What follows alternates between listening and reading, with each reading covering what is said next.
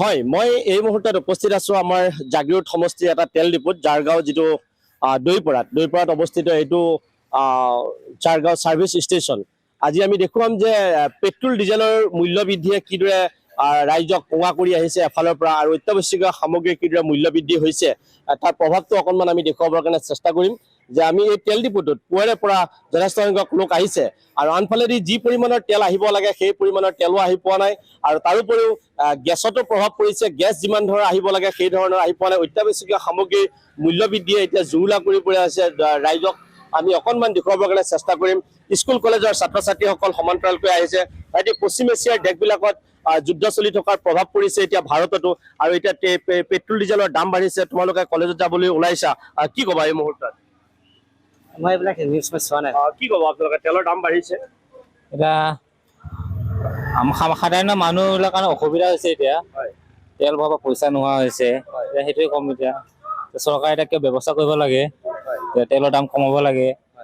মানুহবিলাকৰ এটা অসুবিধা হয়, হাজিৰা পইচা কম হয়, মানুহৰ অসুবিধা এইবিলাক হয়। প্ৰত্যেকৰে একেটাই কথা যে পেট্ৰল ডিজেলৰ যি অভাৱনীয় হাৰত দাম বৃদ্ধি পাইছে তাৰ ফলত বহুত মাধমাৰ পৰিছে যুৱকসকলৰ ক্ষেত্ৰত বা ব্যৱসায়ীসকলৰ ক্ষেত্ৰত। তেলৰ দাম বাঢ়িছে, কি ক'ব?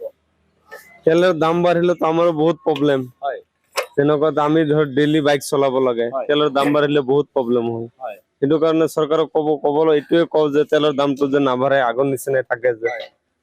হয়, আমি আৰু এটা হেৰিলৈ যাম। আমি ইয়াতো কিছু সংখ্যক আমি গ্ৰাহকক দেখা পাইছো, তেওঁলোকে ৰাতিপুৱাৰ পৰা আহিছে, তেল লৈছে, তেওঁলোকে বিভিন্ন ধৰণৰ মতামত প্ৰকাশ কৰিছে। কাৰণ এই পেট্ৰল ডিজেলৰ মূল্য বৃদ্ধিৰ ফলত জুৰুলা হৈ পৰিছে এক প্ৰকাৰ যে পশ্চিম এছিয়াত যি যুদ্ধ চলি আছে সেই যুদ্ধৰ প্ৰভাৱ পৰিছে এতিয়া সমগ্ৰ ভাৰতবৰ্ষত। ইয়াত পেট্ৰলৰ দাম বাঢ়িছে, ডিজেলৰ দাম বাঢ়িছে হুৰাহুৰে। গতিকে তাৰ ফলত কৃষকসকলো জুৰুলা হৈ পৰিছে।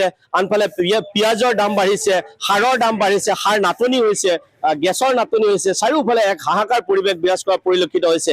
এয়া আমি দেখুৱাই আছো পেট্ৰল পাম্পত যিসকল গ্ৰাহক আহিছে তেওঁলোকে তেল ভৰাইছে, কিন্তু যিমান পৰিমাণৰ তেল ভৰাব লাগে সেই ধৰণৰ তেল তেওঁলোকে ভৰাব পৰা নাই। কাৰণ এতিয়া তেলৰ যিহেতু যথেষ্ট দাম বঢ়াৰ ফলত যোৱা নিশাৰ ভিতৰতো তেলৰ দাম বাঢ়িছে।